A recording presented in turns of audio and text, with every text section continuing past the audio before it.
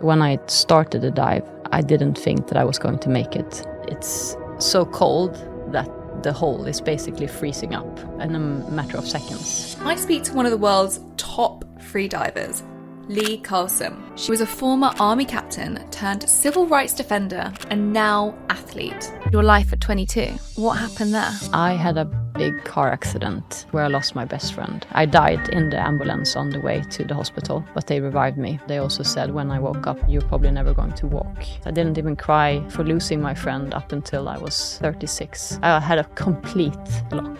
That's how deep it was. Would you say that you have PTSD? I had layers of PTSD. My emotional part in the freediving was my weakness. And it was like a hit invisible wall in the water. It was something inside of me that was preventing me to go deeper. Basically screaming at me saying, if you go deeper, you're gonna die. You have to solve this first. How do you actually say, okay, I trust myself? Even if you don't trust yourself, you're curious. Anxiety has the same physical consequences as being excited. I always feel stressed before a long dive. So when I sit there and I feel the stress coming, I know that, wow, this is good. This is my excitement coming. It could be one of the most inspirational conversations that you will ever listen to. Always listen inwards. There's a voice inside of you. There's a higher perception of what you can actually become. I've loved watching this community grow and especially starting to meet you all in the comments section. But one thing, although our views are going up, our subscribers aren't. So I'd love for you to hit the subscribe button as a thank you if you've enjoyed any of our episodes. It allows us to bring bigger, more exciting guests and more continuous content. So if you've enjoyed it, just like a gentleman's handshake, please do subscribe. Lee, welcome to Live Well, Be Well. Thank you so much. I'm so happy to have you here. We met in Sweden, and a week later, I knew I had to get you onto this show. So I have to start with the opening question. For many people want to know this. 200 meters in one breath. What does that feel like? At first, it feels quite good. Your body is just getting accustomed to that. You're not holding your breath, really. And then after, about half the distance, you get a lot of acid, like carbon dioxide building up. So then your arms and legs, they start to get a bit numb. And your brain is telling you like, hey, dude, this is a really bad idea. Why don't you just surface? So then the last, maybe 25% of the dive is just mental. Because your body has basically not given up, but it's like it's pushing through the state of your body and your mind and just trusting that you will make it. Because everything becomes quite foggy. Because your brain is basically starting to shut down your arms and legs first.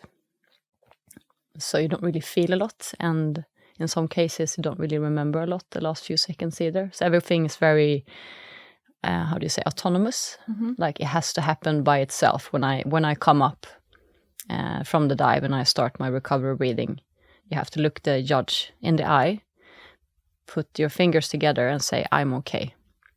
If you don't do that, it's a disqualified dive.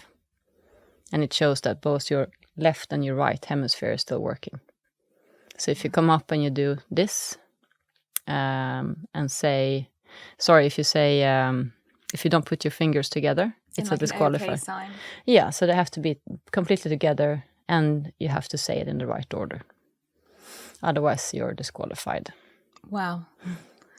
Sounds quite terrifying. I mean, it looks a bit terrifying when you're low on oxygen. But you don't do like maximum dives that often. Just like, as a weightlifter or a marathon runner, you don't run a marathon every training session. So we train maybe 90% of our max. And then when it comes to the competitions like world championships, that's when you push to your limits, because that's also when the safety is much higher. Have you ever felt that you've pushed yourself too much in those limits? Because it must be really hard. I mean, if you push yourself too much, that's death. So how do you make that decision when you're that far down and also maybe not, as you're saying, fully present? How do you make that decision to know when you've gone deep enough? That's a good question. I mean, when I do the 200-meter dive, it's horizontally in a pool. So I have like a 1 meter up to the surface. And that's usually when you push a little bit further because you know that it's only 1 meter to the surface. The thing with depth diving, when you dive vertically, is that you increase your depth so subtle. So let's say that you're diving to 30 meters. Then you do that 5 or 10 times. And then you increase to 32 meters. And then you do that 5 to 10 times. So it's like a very slow increase because your whole system, every cell basically has to adapt, specifically like your organs and your lungs, right? Have you ever pushed yourself too much? I had a funny incident at the World Championships where I told you have to do it like this, right? And say, I'm okay. I came up and I did the peace sign instead because I was so hypoxic, like low on oxygen. But I realized, so before the judge disqualified me, I corrected myself and I actually got approved dive. But I haven't done anything stupid where I have injured myself. I haven't been close to, it's called a blackout, when you're so low on oxygen that you become unconscious. I've never been that close. I've been shaky, like as I told you there, the brain starts to turn off your arms and legs because they're not as important as your vital organs. So first you get numb and then you can get like cramps. I've had cramps and it's called a loss of motor control. So then you're very close to a blackout, but you still have a little bit of oxygen left. I have to get into how you got into this very, very soon. And also the mindset. I mean, this entire show is based around mindset and health. And I mean, you probably got one of the most strongest mindsets I've ever met, knowing that you can do this. And before I get to that, I mean, everyone's going to be wanting to know how you get into that mindset to do it. But you have just completed one of the longest dives ever. In Iceland under the icebergs.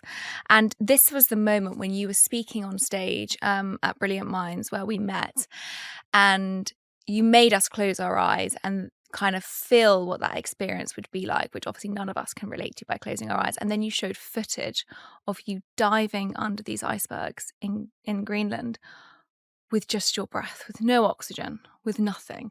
I was terrified just watching it. I wasn't even there. I'm sorry. So, I just want you to try and take the listeners and the viewers on YouTube through that experience. 1, why did you want to do that challenge? And 2, how did that feel like? Because it's just pure darkness. Imagine going through it.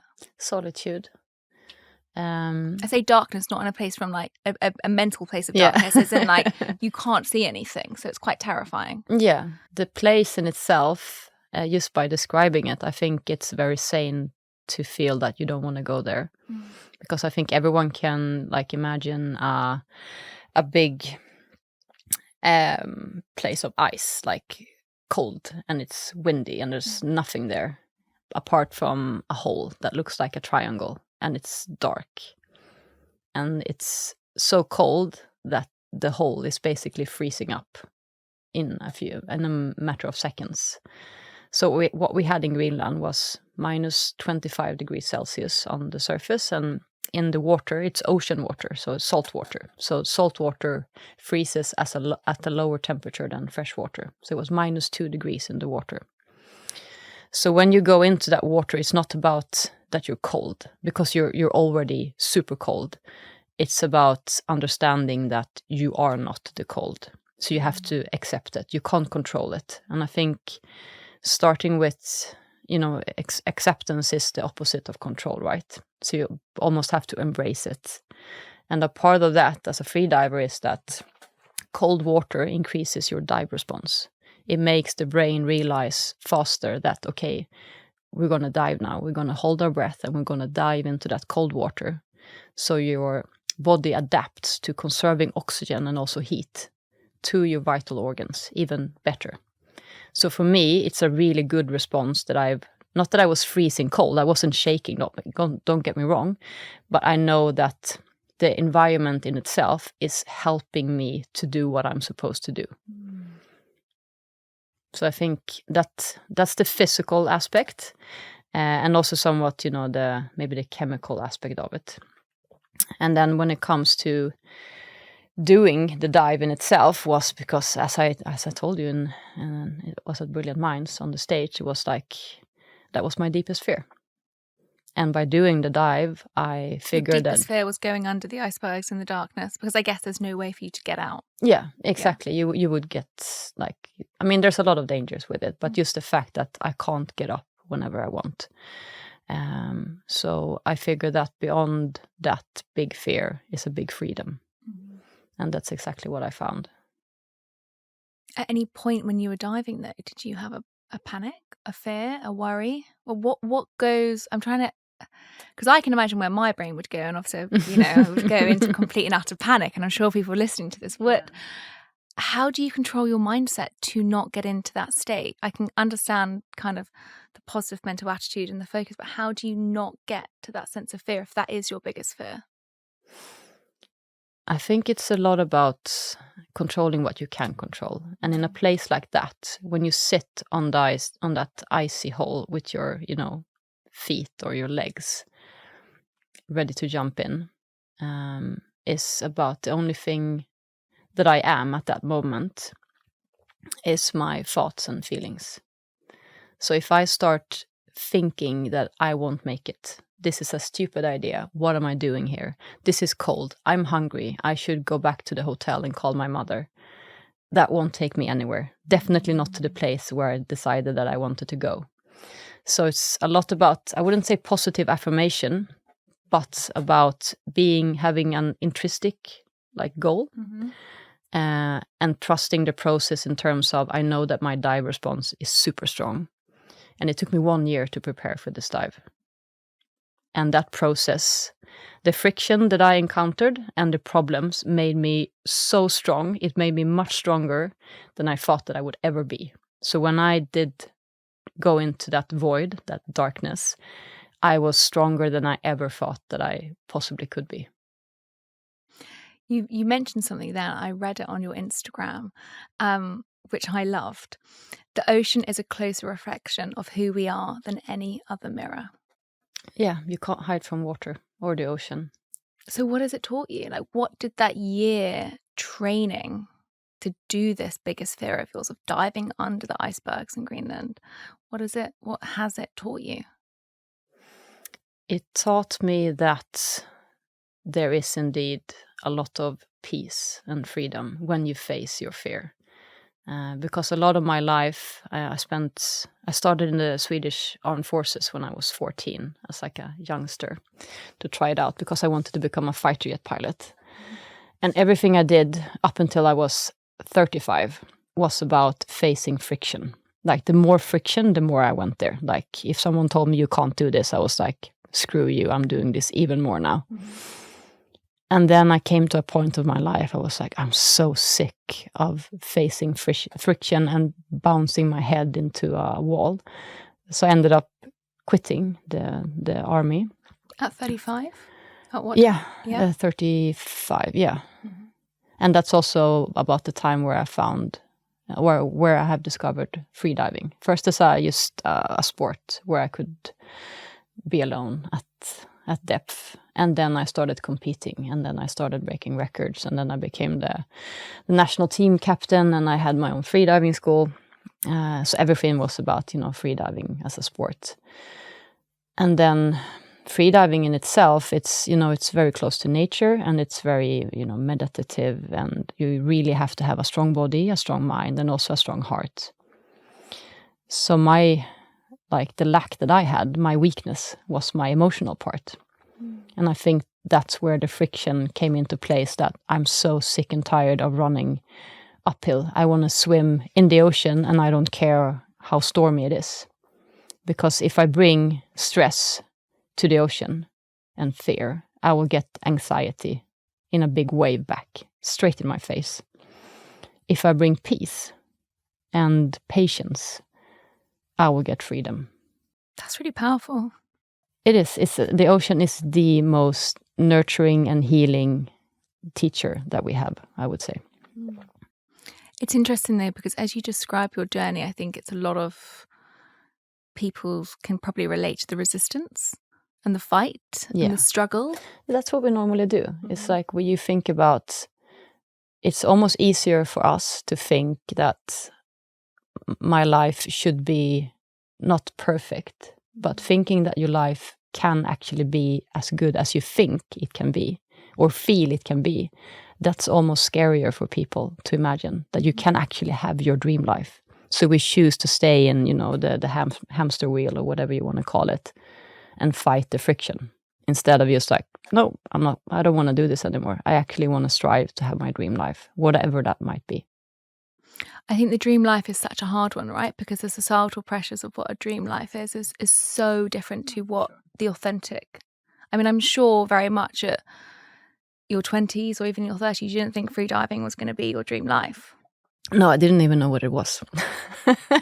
So, for sure, I was highly in the army in my career. I was going to be a military attaché. It's basically a diplomat, but within the Swedish or the armed forces, and that was the only goal I had in life. So everything I did was evolving that. My number one rule is that health should be personalised and tailored to the individual, but it can be hard to do if we don't know where our current health status is. Are you someone who's been trying countless supplements and health trends but end up feeling no different? Before you even start thinking about these things, it's crucial to assess where your health status currently is. That's where OptimallyMe can make a world of difference. OptimallyMe is a health optimization platform that provides personalised health recommendations based on your unique biology and goals. It offers access to a variety of diagnostic blood tests, digital tools and devices, helping you see the bigger picture of your health, whether it's metabolic, gut, hormone, mental, skin, or cardiovascular health. This is where your foundation of health should start, with the understanding of where it currently stands. What I love about OptimallyMe is it allows you to analyse your health biomarkers and personalise your health journey. You can start your personalised journey with the full body MOT and DNA epigenetics blood tests. These tests assess multiple areas of your health and determine how lifestyle and environment are aging your body. Once you have your comprehensive health overview, you can start to connect your wearable devices and work with expert health coaches using the OptimallyMe dashboard to support your health. And here is a little something for you. Use the code LWBW20 to get 20% off your order, because your health is personal and so should your health plan. I can also imagine being in the military, and you can completely correct me if I'm wrong because I have nothing to base this on apart from what I perceive, is that there's no space to be emotional. No. Exactly. It's even like said that don't stop feeling so much. Feelings doesn't solve our problems. Feelings doesn't solve the war. Feelings doesn't feed you. It just gives you, its problems. So one of the things that you do, I've done a few like international missions to Afghanistan and Northern Africa. One of the things that's mandatory when you get back is that you sit with your team and you have a psychologist or a therapist that sits there and they ask everyone like, how do you feel? Are you okay? And of course, everyone says like, yeah, I'm perfect. I'm good. This was amazing. I'm so happy I did this. And then everyone ends up having PTSD. Because that's not how you deal with, mental illness. And obviously, even if you haven't been in a big battle and killed someone, worst case, the low stress that's accumulated during a mission like that is worse for the brain than actually knowing where the threat is. So it's harder for us humans, or for our brain, to not see the lion than to see it and recognize it. Okay, it's over there, so I shouldn't go there. And that's basically what you're doing on an international mission, and in a way also in society today. If you look at not the threats, but the stress that we feel everywhere. We don't see the lions, but we're terrified of them. Would you say that you have PTSD from? Oh yeah, serving? I had layers of PTSD. I mean, I've been working with them. I've had a really good therapist for a few years, not from the military. And she was the one that just faced me with it. But she basically said like, you have layers of PTSD. And I was like, no, I don't. And she was like, then she gave me a few examples. And I was like, oh, I have layers of PTSD. Where do we start? And I actually started going to her because I mentioned that my emotional part in the freediving was my weakness. And it was like I hit invisible wall in the water, both when I was in the pool, that was limiting me from diving longer, but also for depth. I didn't even have like a dive computer on me, so I didn't know where I was at depth in the ocean. But at the same depth, I kept on turning. So it was both physical for sure, but I was really strong. But it was something inside of me that was preventing me to go deeper, basically screaming at me saying, if you go deeper, you're going to die. You have to solve this first. So I had to take like 10 steps back and then face my fears from the inside instead. How did you do that? How did you, because it's a big thing, right, to say you've got multiple layers of PTSD. Now you've got to face this. That feels like a big challenge. Yeah, like, it feels like a failure for sure. It's like someone telling you're sick, right? Like, oh my, I'm a failure. I should have done this without getting sick or without feeling so much. Yeah, you basically shouldn't be human. So no, basically, yeah. And I think what really worked for me was continuing diving and training, and then having a really good therapist that gave me tools. So working from the top to the bottom with tools, with your rational brain, with creating habits. And then from the bottom up with your heart up to your emotional brain, with the endorphins and serotonins and being closer to my family. That was also one of the big reasons why I quit in the army, because I never saw my family. Every, Christmas or Easter or holiday, I was always away.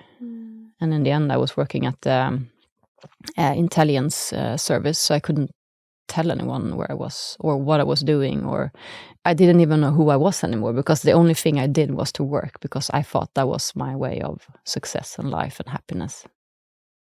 And what would you say your way of life is now?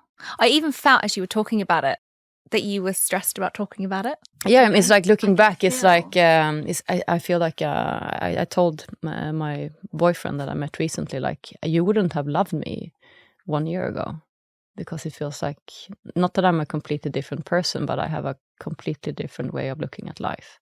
And it's been a really long, journey. And I mean, the ice dive was a part of it, but my time in the army, I was Captain Lee. That was my life, and that was my lifestyle. That was my everything. So when I quit, it was like I lost myself, and it took me more than 1 year to just, resettle and figure out what I wanted to do. And I think I know what I want to do now, but I'm not sure yet. What would you say it is right now?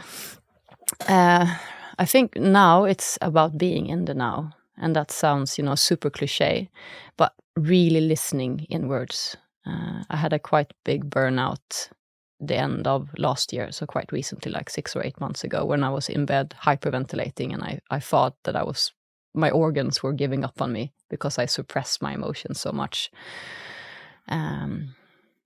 So getting through that, like being in bed, not being able to, eat or talk to anyone. I mean, I'm sure it was some kind of depression, not just a burnout. And then regaining that energy slowly.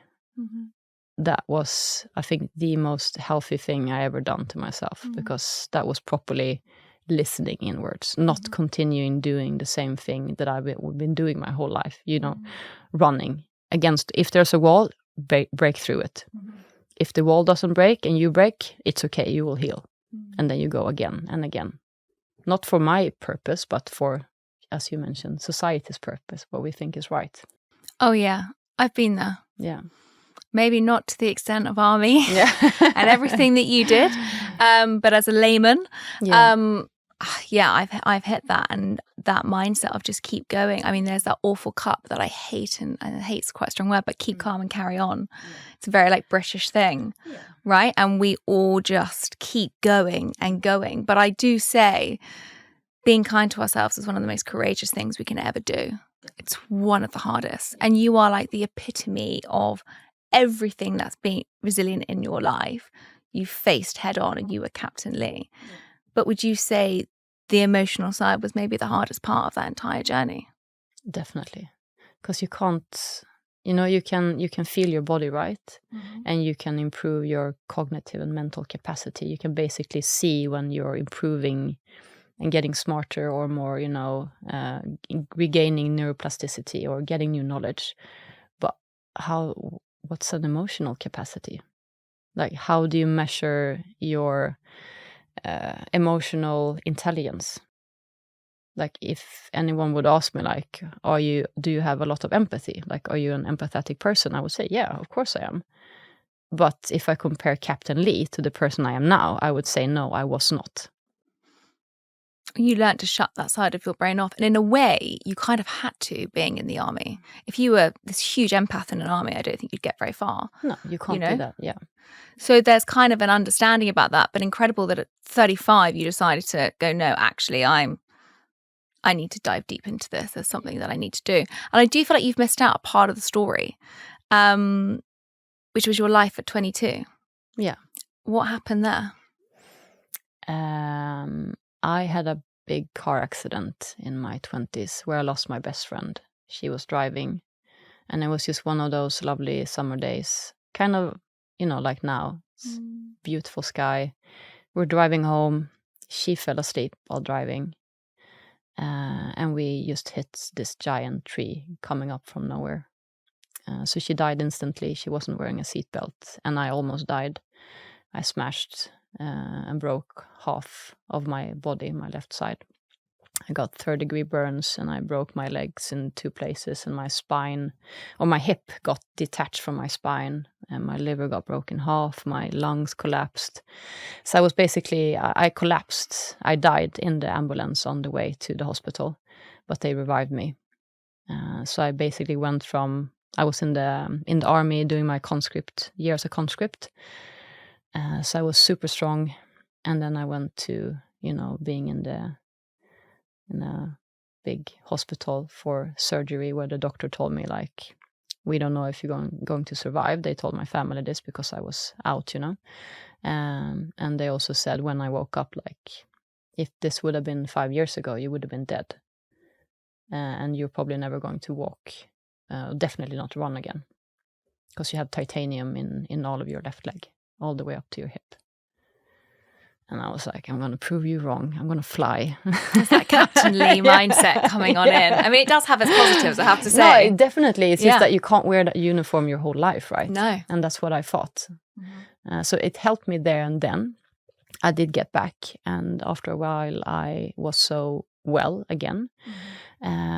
Still with titanium in my leg of today. But I got recruited to go to Afghanistan to do international missions, which I did. And it was also a breakthrough in terms of something that I put as a training goal.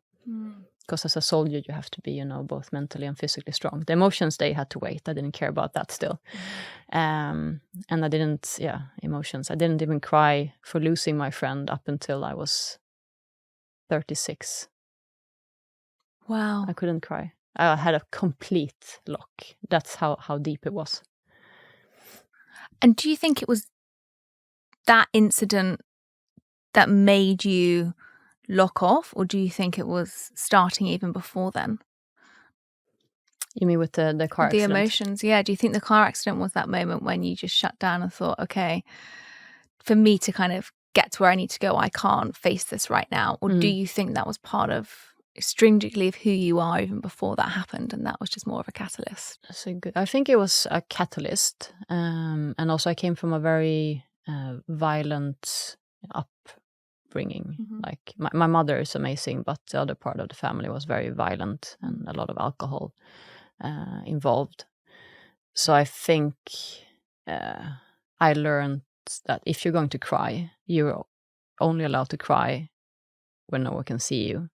Preferably in the rain if you do it outdoors, So I kind of had on a uniform before I started in the military, and it just fit, because in the army you're no one. You're a soldier, you're a uniform, and you have your name tag and you have your description of what you're good at, and that's what people take you for.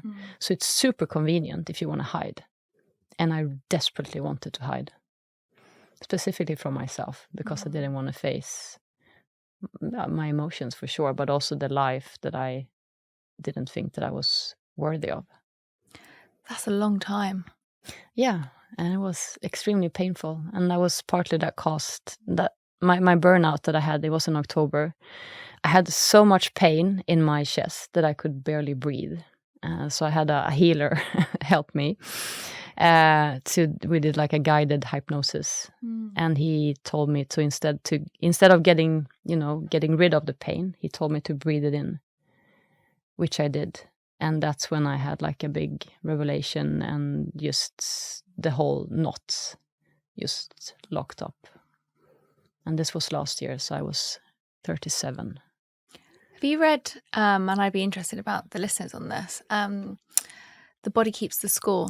Yes, it's a wonderful book. And that's where I get from the top-down, bottom-up approach. Yeah. Basically. It's a wonderful, I think everyone, that should be a part of what kids read in school today. Yeah. It's so true, because I can't imagine the layers of trauma that mentally you've managed to kind of just displace, but they've been displaced into your body. Yeah, exactly. They lock you. And you see it in your... I even had... I'm reading another book now called the Polyvagal Theory. And it's similar to The Body Keeps the Score. And it's much more about the vagus nerve, which is responsible for or stimulates the parasympathetic nervous system, which is the recovering, rest and digest, the anti-stress. And I had so much stress in my body that you could see on the outside that my vagus nerve was completely blocked. Mm-hmm. So both using a therapist for the rational brain, and then also different types of physiotherapists and those that call themselves healers in different ways has been like the key for me. I want to share something that's helped my skincare routine, the Bon Charge Red Light Face Mask. Red light therapy is fantastic for your skin because it helps reduce inflammation and increases collagen production, making your skin look healthier and more youthful. The Bon Charge Red Light Face Mask uses the optimal wavelengths of red 630 nanometers and infrared 850 nanometers light to deliver these benefits. Now, someone in my early 30s, wrinkles aren't a huge issue yet, but the minor lines I did have are already smoothed out. And what really surprised me was how well this mask works for acne. It helps settle the acne quicker and reduces any dark spots afterwards. It's been a real game changer for those unexpected breakouts. Now, prevention is key for me, and using this mask is a great step to help reduce the signs of aging. It's also become vital in my self-care routine. And during this time, I incorporate the meditation practice, making it one of my favorite times of the day. So if you're curious about how red light therapy can help your skin, I highly recommend giving it a try. Go to boncharge.com/livewell and use the code LIVEWELL for 15% off your order. We did an entire episode on the vagus nerve. Oh, wow. Okay. The stimulation of it. The humming is a really good way to start stimulating it. Yeah.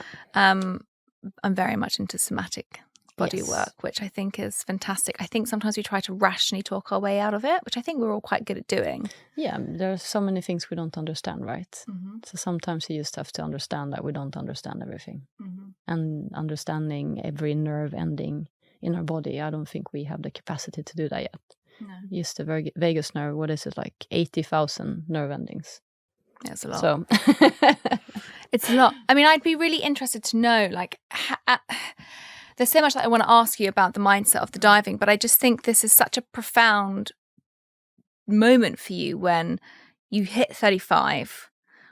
Was there a moment where you were in the army and you just were like, enough is enough? Did you realize it was that you were suppressing your emotional state? Was there something that happened? Like, what was it that from the age of basically 14 to 35, you had this like very highly driven career where everyone looked up to you, everybody respected you, there was courage, there was bravery. You know, you were essentially in control, but actually completely out of control, I would say. No, for sure. What was there's always a moment, like was there a moment at 35 when you just went, I'm out?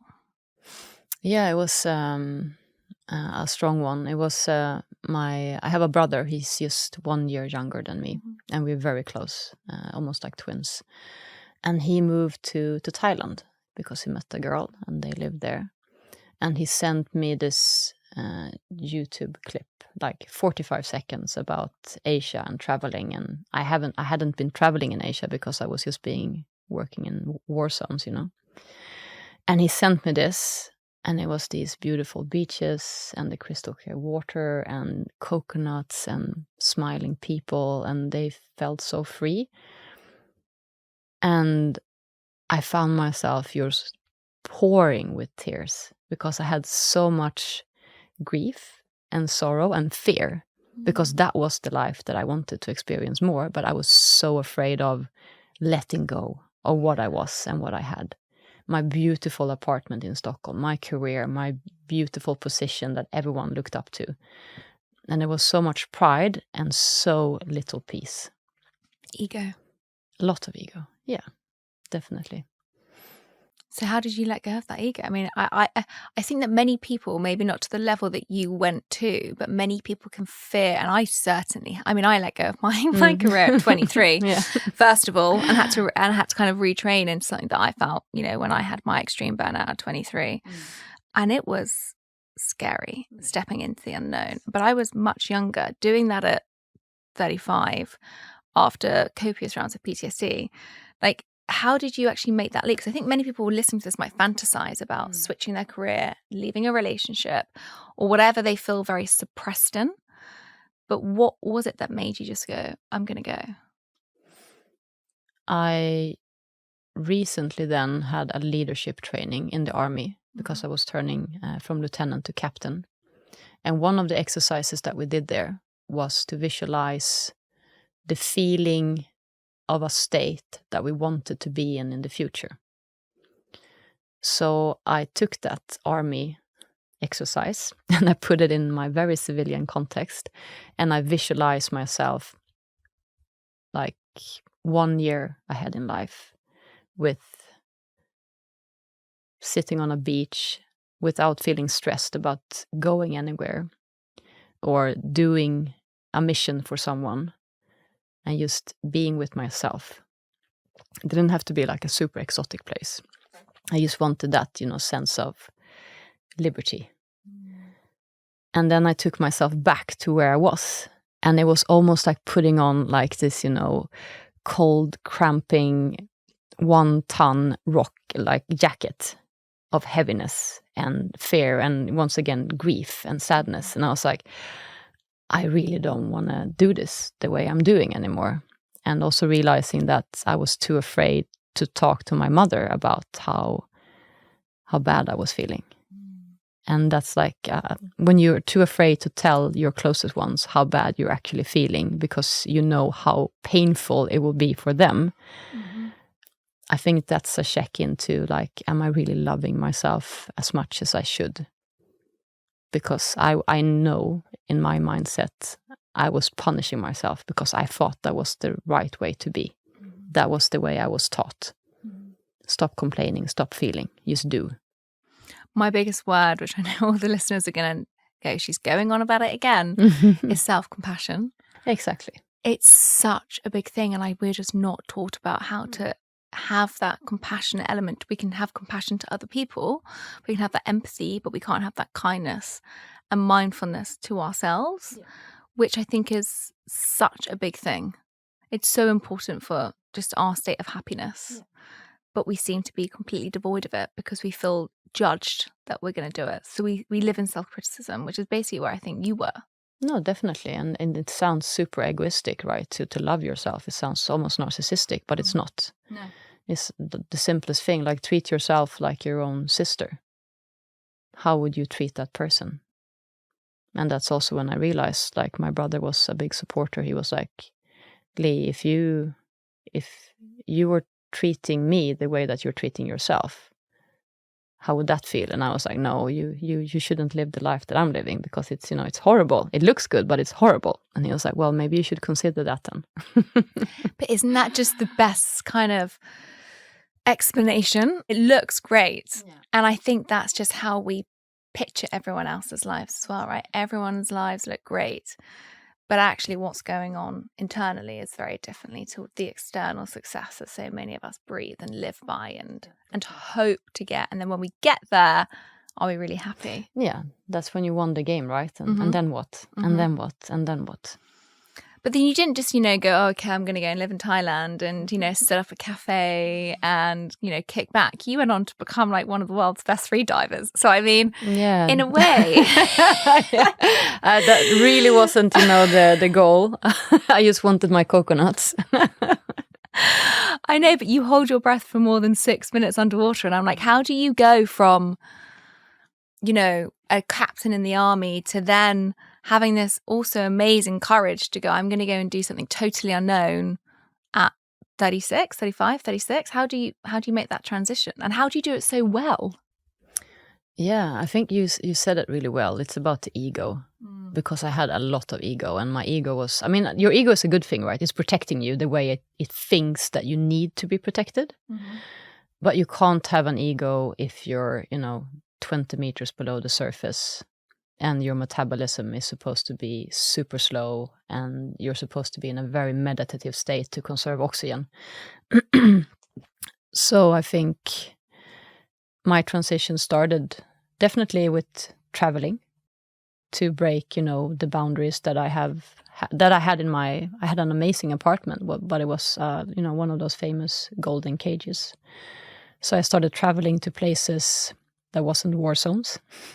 It's a good start. Yeah, it was a good start. And then I took this freediving course, which I hated the first day. I was horrible. I couldn't hold my breath. I hated the instructors. Everyone was stupid. They weren't from the army. The instructions were super unclear. No one was on time. And I was like, oh, what is this? But the second day, we were not lucky, but it was a big storm. And I was in Thailand with my brother. And the second day, none of the other students showed up, right? Because it was cold and the water was murky. And I was like, perfect, this is like the army. I'm a soldier, I know how to do this. I can bullet through. So I think that, that uniform helped me out to the ocean. And then I realized, okay, if I'm going to do this today, it didn't work well yesterday, so I have to change something. So I basically left my, invisible army uniform on the boat and I jumped into a wetsuit. And I dived to 20 meters and I found nothing. It was completely still in my head for the first time in my life. Complete solitude. Wow. I could hear my heart slowing down. And there was nothing dangerous down there either. It was, some sand, a few fishes, and just peace. Wow. The deepest meditation you can probably ever get to, I imagine. It's a shortcut, definitely. And I think you can train. It's more of a inner state, I think. Mm. But the ocean definitely helps because you can't worry about, your boyfriend or your work or your, salary when you're down there because it doesn't matter. Mm. So you take away all the fluff. And you have to face yourself. And it is a strong mirror, once again. So when you get that, it's okay to feel stress and fear, but you don't get attached to it. You let them float. And once you just embrace and accept that it's okay to be afraid, it's okay to feel stressed, because I'm actually in a somewhat dangerous place. When you label the emotions, that's when everything feels peaceful and optimistic instead of, pessimistic and I'm going to die. Did you ever have those thoughts in the early days of worry about freediving? Or were you always actually quite at peace with just freediving? I still think about dying every training session. So okay, good. But so there's part of you that is human. Yeah. Happy to hear about that. But I think it's a sanity check because your brain doesn't like holding your breath. It's basically the last thing that your brain wants. So it's when my brain tells me, Lee, this is stupid. We shouldn't do this. I'm like, okay, I hear you, but I got this. It's okay. And I don't tell myself to relax. I tell myself just to trust, like my wonderful feet that's, pushing me forward, and my hands and arms are strong, pulling me through or pulling me through the water. And I thank my brain too for protecting me from its best capacity, basically. So I'm not evil and mean to my body and mind. I'm kind and cooperative. And at the same time, I'm at peace in I trust myself. I know that I can do what I want to do. And I know that we, as in body, mind, soul, and every cell in my body, we're going to do this together. And that's exactly what I felt when I did the dive in Greenland. Everything was going the wrong way with things that we couldn't control, with the weather, the currents. My wetsuit broke, like everything was just chaos. And I was like, okay, it's basically impossible to do the dive now. So we're going to do the impossible. So when I started the dive, I didn't think that I was going to make it.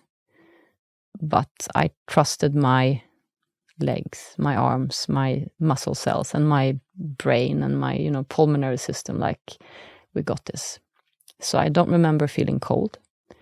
I don't remember having the urge to breathe. I don't remember feeling any contractions that you can get from when you use oxygen. But I remember feeling all of that when I came up on the other side of the ice. It just hit me like a slap in the face, like, whoa, that was really hard, that was really close. But during the dive, it was a complete flow state. I'm so pleased to partner with Squarespace, the all-in-one platform to help entrepreneurs stand out and succeed online. Whether you're just starting out or managing a growing brand, Squarespace makes it easy to create a beautiful website, engage your audience, and sell anything from products to content all in one place. I've been using Squarespace since day one because it's accessible and it looks professional, even for a tech phobe like me. Squarespace gives you all the tools to create and sell your own online courses. I launched my own Inner Circle membership last year using their platform. You can upload videos, customize your layouts, and add a paywall to monetize your content. Now, if you're looking to grow your business, the email campaigns feature is a game changer. It allows you to create targeted email campaigns, engage your community, drive sales, and track success with built-in analytics. Head to squarespace.com/livewell for your free trial. And when you're ready to launch, use the offer code LIVEWELL for 10% off a website or domain. I'm just trying to think about how you get your mind into this, because I have watched some freediving documentaries, which I'm glad I'm saying now to you now, not before you're about to do a dive, but some of them never made it. Some of them sadly passed away during these dives. So it is a life and death sport that you do. There's a lot of risk to what happens. The mindset piece that I brought at the beginning, how do you just prepare your mind, apart from kind of the understanding, the rational of what's happening in your body? How do you actually say, okay, I trust myself? How do you get yourself into that mindset? That's a really good question. I think it's a quite long journey to get there. And even if you don't trust yourself fully, you're curious. So instead of, you can feel anxious, but anxiety has the same physical, consequences as being excited. So even if I always feel stressed before a long dive. I mean, I start the night before with visualizing my dive, like not over and over again, but quite a few hours going through everything. So when I do the dive, either if it's long or deep, my brain thinks that I've done it 20 times already. So when I sit there and I feel the stress coming, I know that, wow, this is good. This is my excitement coming. And the stress in itself is also triggering my dive response, just as the cold water in my face does. Since the dive response is a survival mechanism, right? So if the dive response is strong, it means that I'm more than ready to do this dive. And you can basically feel how the blood is constricting from your arms and legs. So even if you feel a numbness physically, I know that, wow, my cells, they're so ready for this. They're ready to go because they continue breathing when I'm not. So you feel it in your body? Yeah. You know when it's time? I can literally feel the dive response kicking in. Maybe it's just placebo, I don't know. But I've had so many occasions, especially when I know I'm going to do really long or deep dives, where I can't feel my feet or hands, because the blood is, going to my vital organs. So it's like a very tingling sensation, similar to the one that you can feel like when you're cold, or when you're hyperventilating, when you're exhaling a lot of carbon dioxide, because then your blood vessels are constricting. And feeling that physical sensation, and also the mental aspect of, okay, I feel stress. Let's go find out if we can actually do this. So this playful curiosity, like being happy about, wow, I'm sitting here with my amazing body, my kick-ass brain. I'm so strong in, both physically and mentally and emotionally, because I want to do this. I don't care about the outcome. I want to do this. It's like the best and scary feeling at the same time. Well, I can imagine, because it is complete self-trust. Yeah, exactly. Like, that is the place that you get to when you're in that water. But before all of this, how does your mindset map out in the months coming up to it? Because, we all talk about mindset and what we do to try and focus and get clarity and rewire our thoughts and increase our neuroplasticity and all of this. I mean, you must be doing it to the max more than anyone. So what is your kind of lead up to this? So the night before, you're doing the visualization, which I'm a massive believer in, the power of visualization. And even, the power of visualization sent you to become a freediver from that leadership course. No, definitely, yeah. But what are the other things? Like, do you journal? How do you get yourself into positive mental attitude? Because you must have days, or please tell me you do, when you just feel not positive. No, for sure. I think journaling definitely works.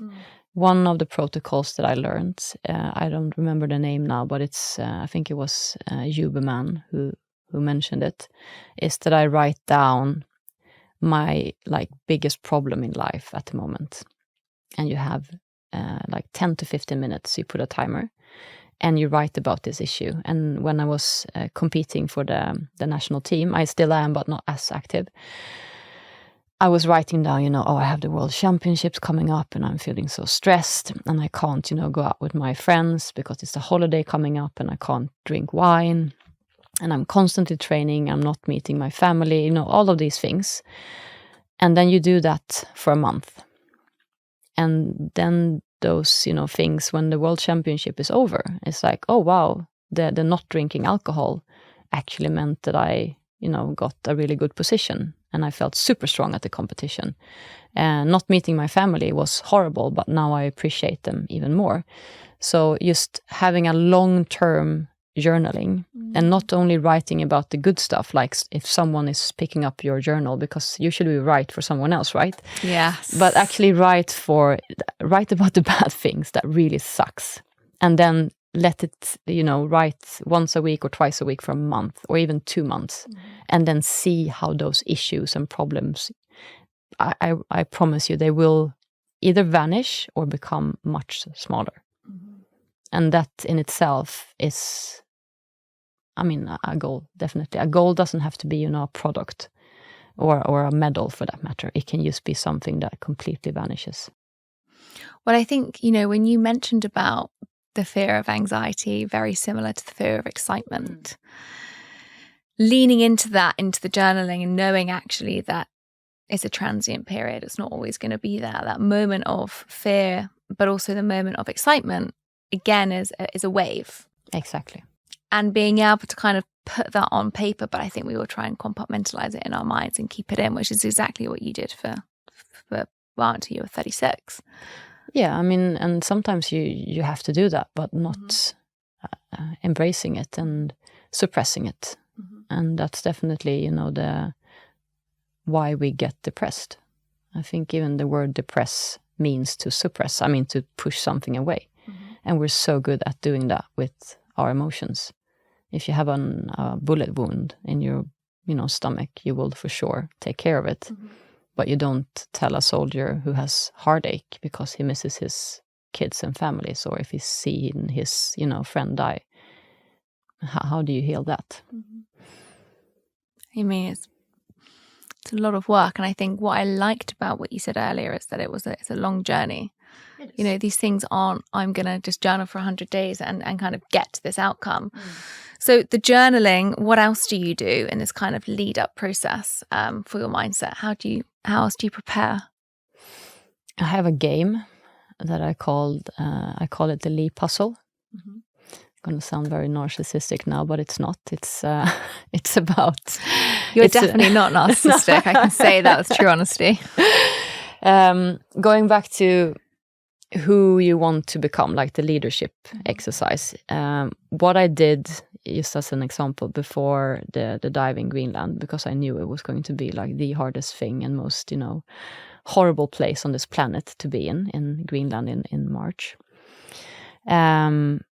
I visualized myself sitting in that icy place with my legs in that dark, cold water.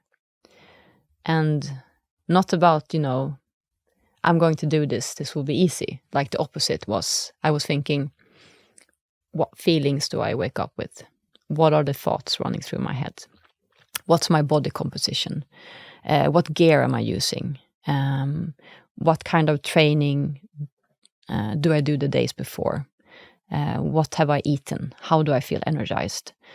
So I was basically visualizing the person waking up before, the person I wanted to be when I woke up that morning before going to the ice. And from that, I broke it down into, okay, what skills do I need to have to be that person? And with skills, there's always a challenge, right? Because you have to achieve something. And if you put that on a scale, like the skills and then the challenge, you will quite soon realize that there will be, a lot of friction. And in the beginning, when you start, it's about overcoming the fact that you're not bad or useless. It's just a lot of work in the beginning. You're just not accustomed to it. And then not falling into the pit of, I have this amount of skills now. I'm really, really skilled. I'm professional. I'm a professional ice diver. But then you cease to challenge yourself. And that becomes your comfort zone. So for me, it was a lot about finding the skills and continuing having the challenge and then putting that into some kind of training program that was, somewhat realistic. And in that puzzle, it was first like, maybe one big piece of puzzle. I saw myself as in a wetsuit, a really thick wetsuit in Greenland. And then when I did my training program, I divided that piece of puzzle into smaller pieces. Like, okay, I have to be stronger because I'll be carrying a lot of weights because the wetsuit is thicker. So instead of having 1 kilo of weight, I will have 10 kilos of weight. Also because it's salt water. I need to train in cold exposure. So I need to be in very, very cold water many times a week. So for the last 3 months before the dive, I didn't take one hot shower. This sounds extreme, but it was worth it. Your life is extreme, so I'm not surprised. But yeah, I can't even take a cold shower barely once a week. Yeah, the first warm shower afterwards was really nice, I can promise. So basically, like starting looking at yourself of who do you want to be? And then breaking it down to skills and also acknowledging the challenges that comes with it and use them as a positive part of your friction. Because friction and the challenge is basically what's making you better. So every training session I did, I trained to have an overcapacity in comparison to what I thought I needed under the ice. So I trained to fail, not to failure and collapsing and having a blackout, not at all. But I added 1/5 of my training, like 20% of my training sessions, was always something that I couldn't do. It was too hard. Maybe it was too little rest or too long of a dive. Like it was something too stressful, which means that my nervous system feels like, okay, this is not working. We have to improve. We have to do something different. So the training session after, like 48 or 72 hours after, I could do it. And then I added something else that I couldn't do. So I train to fail in order to, compete to win. I love that. I also think the train to fail also kind of beats the ego. Yeah, and the only thing that's painful is your ego dying, basically, and that's okay, because the ego will always be there, but it will also adapt to what you actually can do and not limit you to what it thinks that you can do. Is there a real sense of freedom in you now that you've kind of gone past that place of ego, which I think many people can struggle to get to? I mean, you have literally gone to such an extreme to do that, right? You've really like pushed yourself to the limits to put your body, your mind, your emotional resilience, everything kind of at like the core of stress to get it out and allow yourself to feel free. I know that you help people now try to overcome their deepest fears. So I'm sure many people might be inspired to go and try freediving. Yeah. But if they're not, like, how can people listening try and implement these strategies and tactics to feel, because I'm sure everyone in parts of their life feels suppressed, feel too scared to make that leap, maybe don't even know what that is. I think that's many people's kind of realization. They feel they need to change something, but they're not sure what and how. How do you help people get to go beyond that and kind of challenge that and go beyond their fears? Yeah, I think one, I'm not saying it's an easy question, but one somewhat simple question you can ask yourself or ask someone else is that, would you still want to do this if no one knew that you were going to do it? So if you have a goal, whatever it is, and there's no medals, there's no affirmation, there's no authentic likes, there's no like posting on social media, would you still do it? Because that's the intrinsic value, the internal value, and that's what you have to be able to reach your goal, to even get close to it. And if you have that purpose, that's basically when you become invincible. Well, I think purpose, I mean, I'm a real believer of the Ikigai, which kind of helps draw in. And I think there's this real big conversation now around purpose, and everyone's got to have their purpose. And I think for so many people that can feel really isolating, because they're like, well, I don't know what my purpose is. I don't know how I get to my purpose. I don't even know what my goal is. All I know is that my goal is what I've been told is what I need to reach. So for a woman at the age of 35, it's probably to be married and have children, right? The societal pressure. It's not to go to Thailand and start freediving. It's like the complete opposite of the patriarchy that we live in. But like, I think it's that moment that people grapple with, which I can imagine was the moment that you had. But how do you get people, and it's such a hard question to ask, I know, but the purpose question, I think, is thrown around so readily. And I think people then become quite disassociated from it because they don't actually know how to reach that. How can you get people to connect more with their authentic selves, to start figuring out what that is for them? I think there's two tools you can use for that. One is more career for work or career wise. And when I started traveling and letting go of the army, I asked myself, what will my resume look like in 2 years? And would I want to hire myself? So I started to make my resume more fun. I wanted to become, the person where you look at all of these different ones, maybe 200. And then they see mine and it's like, holy shit, who is this woman? So that was the person I wanted to become. Man. Yeah. This is insane. We need her to come in for an interview. So that was the first step. And then the second thing that you can do more on an emotional level, I guess, that is literally what I've done with my boyfriend. He doesn't know that he passed the test, but it's going well so far. It's called the Naked Island test. So imagine being deserted on a island in the middle of nowhere. You don't know if you're ever going to get picked up. You don't have anything. Like, all of your labels are gone, and your clothes are gone. You don't have your phone for sure. And you're there with this other person. Who are you then? Who do you want to be? And putting like I did with my boyfriend. And I realized I would have so much fun with him every single day. And I would probably enjoy my life even more if I was in this deserted island with him. And I would love myself even more if I was able to be that person, waking up without anything. Not about, not having responsibilities. You still have to survive, right? But without the clothes or the things that you're supposed to have, the gadgets and the labels and the credit cards and all of that. It just takes away all of the, once again, fluff.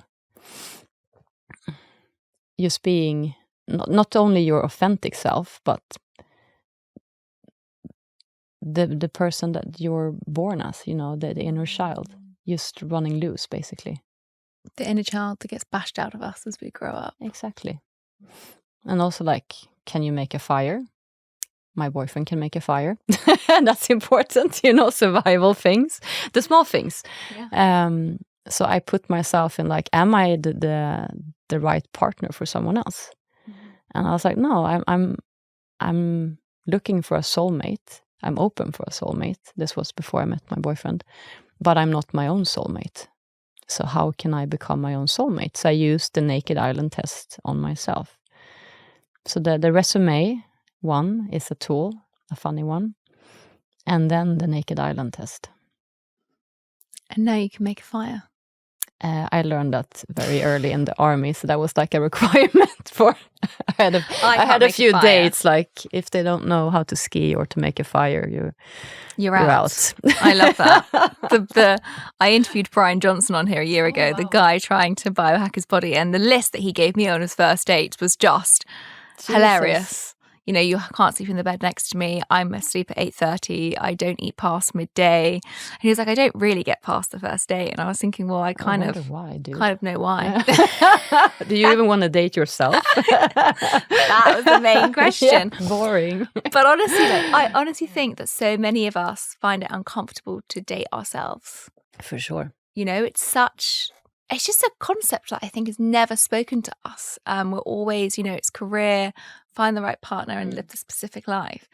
And actually, the longest relationship you're ever going to have is with yourself. Exactly. There you go. It's the longest, probably the most torturous, but the most wonderful if you can get it right, if you can become friends with yourself. No, exactly.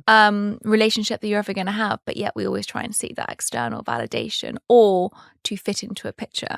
Exactly. So I think that's the Desert Island test is. No, definitely. It's amazing. Yeah. So it leads me to my last question, which I ask all of my guests, and I'm very excited to hear the answer to this. Well, actually, no, before I ask this, I have to ask, how can I not ask this? What is next? Actually, I can't leave with that. I mean, like the fact that you're sat here going, well, I always just feel there's something incredible around the corner for you, Lee. So what is, now you've done the icebergs in Greenland, what's next? I think you asked me this in Stockholm too, and I said, well, the moon would be nice to go to. I know, I remember. But I think my next big challenge or more adventure is to become a mother. I never had that urge or goal before. I didn't think I would ever be ready or that I even wanted children or a family. But now I do. And just the thought of it fills me with so much love and warmth and curiosity.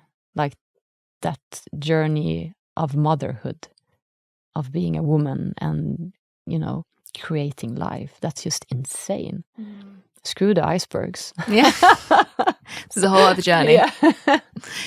I mean, you put your body through a lot. Yeah, no, for sure. Every woman does in a way. And I think you have naturally, right? You've put your body through such endurance in your life, but this is another endurance. Yeah. It's another endurance journey. Yeah, and then, parenting, and that's definitely about, being leading and nurturing and healing and everything at once, the student and the teacher for sure. So there's so much things that I want to find out there. I'm super curious. Really beautiful. Well, it leads me to my last question, which I think will be, an important concept for you going forward of what your answer is Lee, what does live well, be well mean to you? Always listen inwards. There's a voice inside of you. It might not seem as words, but there's a higher perception of what you can actually become inside of you. So if you listen carefully, because it's just a whisper, it will be super clear.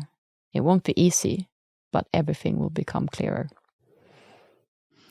I love that because I love that for many reasons, but I've been listening to a song, and I don't know if you have listened to this, because I've been going through kind of a lot personally at the moment, and somebody sent this to me, and that little voice within, which is a whisper, is this incredible song that I've been listening to from John Hopkins called Sit Around the Fire. And it's all about how an ember becomes a flame. Wow, I love that. And listening to the ember, which for so many people can feel when they're so burnt. Definitely. And exhausted. And, you know, maybe that was you last October. But actually, the more that you kind of nourish it and you listen to it, it becomes a fire and it becomes the flame. And it's listening to that inner voice. Wow. Yeah, I love that. Also the heat it's creating. Thank you so much. No, thank you. For coming on. And I can't wait to see what you're going to do next. No, thank you.